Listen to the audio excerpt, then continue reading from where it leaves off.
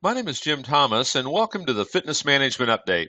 Our topic today is building a great sales team in your gym. Now, there's four categories we want to look at here today. Number one is you want to make sure you're setting expectations. You want to setting goals. We walk into so many gyms where, there's sometimes frustrations that maybe we're not hitting the numbers that we want, but no one's really defined what those numbers are. No one's really defined those expectations. It's just, go sell. So make sure you really are defining expectations. You're deciding on what those goals are, and really that plan of action of how you're going to get there.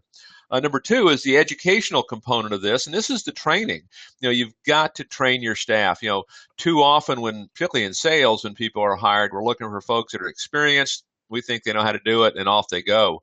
You need to make sure you're not only training them, what your system is, what your culture is, what your values are, before they get started, but then also be training every day and be holding them accountable on telephone inquiries. I mean, we did a recent training class recently. It was a follow-up training, and found out that the club had really quit following up on telephone inquiries, and the staff had gotten away from the script. They'd gotten away from tracking, and of course that explained why their in this case their direct mail response had dropped. It had nothing to do with the direct mail itself.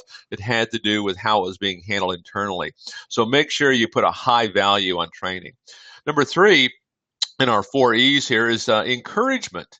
And you want to get in the habit of catching people doing something right, believing in your people, trusting in your people. One of the philosophies that we've always used with staff is that as long as someone is employed by you, it is our obligation to give them 100% of our efforts to make them as good as they can be. And as soon as we can't do that, that's when it's time to move on.